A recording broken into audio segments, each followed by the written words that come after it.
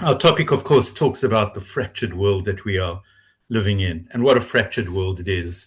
As the Irish poet William Butler Yeats put it, it seems that things are falling apart, the center will not hold.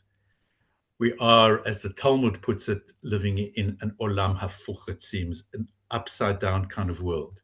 Something I feel acutely as a Jew, for we are unfortunately at the moment the front line or cold face of anti Semitism and Jewish hatred, often framed as anti Zionism. And I don't want to be, it's been said that we Jews are like the canary in the coal mine, but I don't want to be a canary, thank you. And not and to remind the world that when you surrender to the hatred of Jewish people, you strengthen racism and intolerance of all others, be it the failure to recognize the pain of our first people or of embattled Christians in Africa or Muslims in Myanmar or Uyghurs in China, Buddhists in Tibet, and so on. We as people of faith, we need to stand as one or fall apart as divided, disparate fragments. So we need to draw all of us on our deep well, and there's just so much represented just even in this panel here of the wisdom of our spiritual traditions to reach out, to mend broken hearts, of our fragmenting, of our polarizing and our separating society. And how does it begin? It begins with listening. It starts with listening and it ends with listening. Not the kind of half hearing and half hearted attention that characterizes so much of dialogue and relationships today.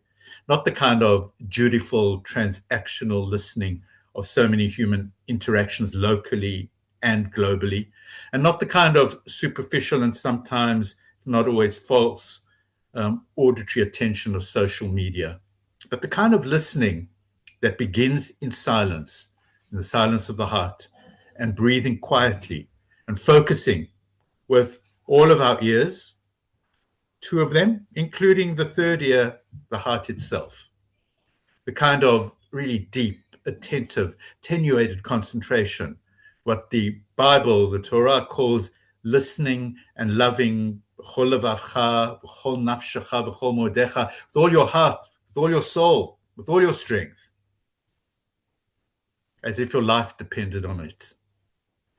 And listening like this leads to loving, or at least respectful understanding, if not acceptance. And listening like this leads to a real dialogue of difference, to language, to using the power of words as a pathway to acceptance of the other, and the beginning of the way too towards respect and reconciliation and friendship and allyship. And it's listening like this that allows me to truly hear your pain and to hold it without being defensive or competitive or about I'm more of a victim than you are. And this hopefully activates a reciprocal kind of response. So real listening leads to loving language, and respectful words lead to meaningful actions and the building of meaningful and of lasting relationships. It's ultimately our connection to one another as fellow travelers in this wounded world. That's what can help us navigate what the accomplished Australian novelist Richard Flanagan, in his latest book, he writes of those cusps of time where history creaks and cracks like a glacier carving an iceberg.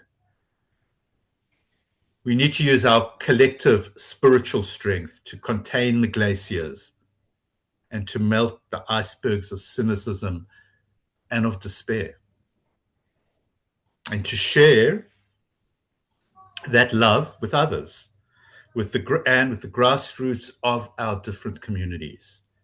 It happens step by step, drop by drop. That's how water gently dissolves the very hardest of rocks. And I conclude with a prayer. Maybe I'll sing it. I don't actually, singing doesn't really come out well on Zoom, so maybe I won't sing it. But I say, Oseh Shalom Bimromav, Huya Aseh Shalom, Aleinu kol Yisrael v'kol haolam. May the one who makes peace above, let that peace come and percolate below, within us, between us, within people of, we speak about within our own people and within the people of the whole world that we are connected to as human beings.